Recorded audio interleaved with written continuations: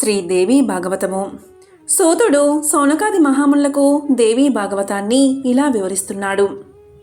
జనమేజయుడికి వ్యాసులవారు ఇలా చెప్పసాగారు. కశ్యపుడికి 2 భార్యలు వినత, కద్రువ. ఒక రోజున 2 సూర్యరథానికి పూంచిన గుర్రాల్లో ఒకదాన్ని చూసి పందాలు వేసుకున్నారు. ఆ గుర్రంతోక తెల్లగా ఉంటుంది అని వినత, కాదు నల్లగా ఉంటుంది అని కద్రువ. ఓడినవారు గెలిచిన వారికి దాసీగా ఉండాలని పందెం కాసుకున్నారు సవతులు. కద్రువ తన సంతానమైన పాముల్ని పిలిచి ఆ గుర్రపు ఉచ్చాన్ని పట్టి నల్లగా ఉండేలా చేయమంది. కొన్ని పాములు ఒప్పుకున్నాయి, కొన్ని పాములు ఒప్పుకోలేదు. ఒప్పుకోని పాములన్నీ జనమేజయుడి యజ్ఞంలో పడి తగలబడిపోవాలని శాపం పెట్టింది కద్రువ. ఒప్పుకున్న పాములు ఆ గుర్రం తోక నల్లబడేలా చేశాయి. వినత కద్రువకు దాసి అయింది. వినత కొడుకు గరుత్మంతుడు తల్లి బాధలు చూసి దిగులు చెందాడు. పినతల్లి అయిన కద్రువని చూసి, పిన్ని, మా అమ్మకి దాస్యముక్తి ఎలా కలుగుతుందో చెప్పు అని అడిగాడు. స్వర్గలోకంలో ఉన్న అమృతాన్ని తెచ్చి నా పిల్లలకిస్తే నీ కోరిక తీరుతుంది అని చెప్పింది కద్రువ. మహాబలాఢ్యుడు గరుత్మంతుడు అపర ఇంద్రుడతను వెంటనే వెళ్ళి అమృతం తెచ్చి ఇచ్చి తల్లిని దాస్యపు చెర నుంచి విడిపించాడు. అమృతాన్ని దర్భల మీద పెట్టారు. స్నానం చేసి పుచ్చుకోవాలి అనుకున్నారు నాగులు. ఇంతలో దేవేంద్రుడొచ్చి అమృత బాండం పట్టుకుపోయాడు. దర్భలే మిగిలాయి.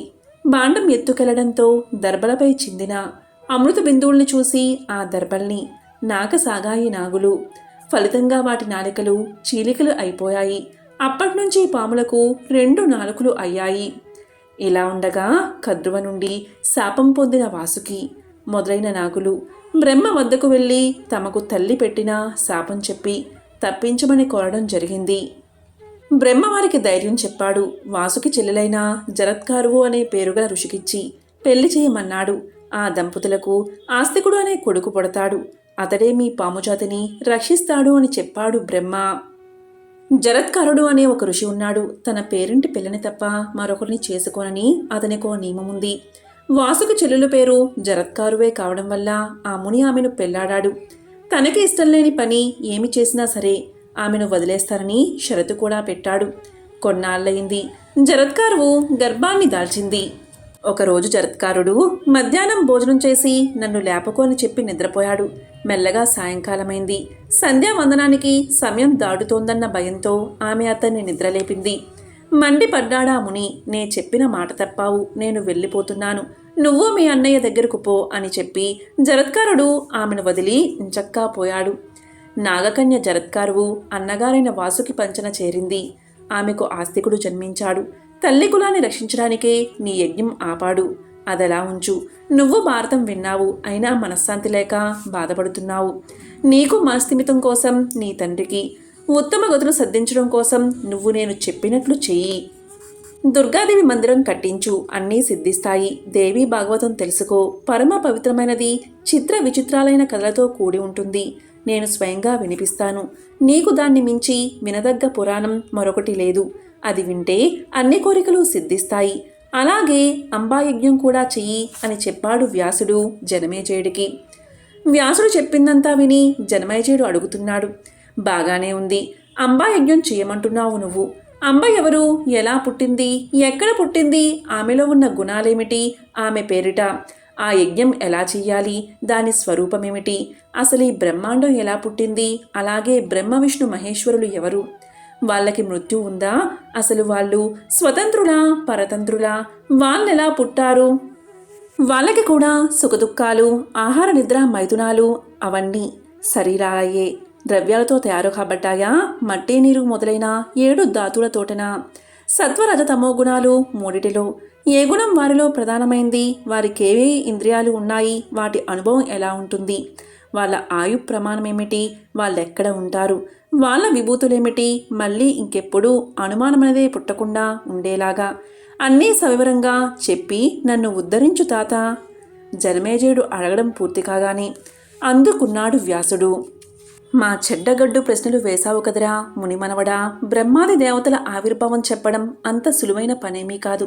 సాధ్యం కాదు కూడాను. ఇప్పుడు నువ్వడిగినట్లే గతంలో నేనొకసారి నారదున్నే అడిగాను.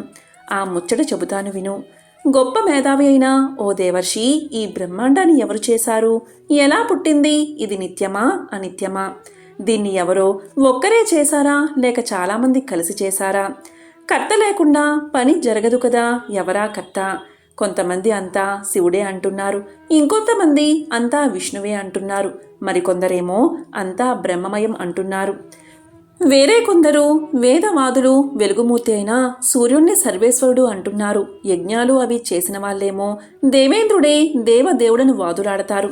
కొంతమంది గాలిని, వేరే కొంతమంది అగ్నిని, యమధర్మరాజుని, కుబేరుణ్ణి, కొంతమంది అయితేనేమో విఘ్నేశ్వరుని ఉపాసిస్తున్నారు.